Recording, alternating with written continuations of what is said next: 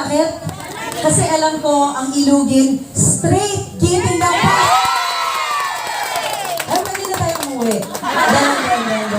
Naku, maraming pa kayong kailangan marinig mula kay Mayor, kay Vice Mayor, kay Congressman Roman Romulo.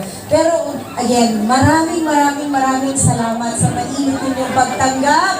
Yes, maraming salamat. At syempre, nais ko rin magpasalamat dahil noong 2022 po ako po yung pinanalo nyo bilang konsehal. Maraming salamat.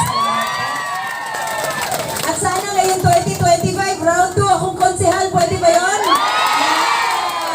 Dahil po yan sa tulong ninyo. At alam ko naman, napapanood nyo ako dati sa TGIS. Thank God, it's Sabado. Tama po ba? Yeah! Huwag ka muna yung sa pulang araw dahil doon lang ako nananampal.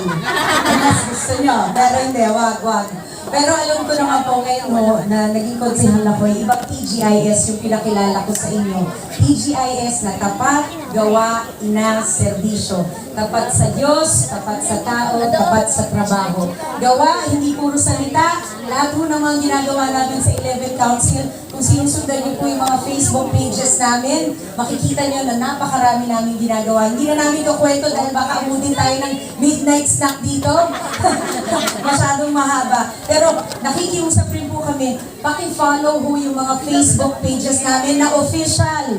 Bakit po? Sa panahon ng eleksyon, marami hong magkakaroon ng misinformation, disinformation, at saka fake news. Alam naman po natin yan.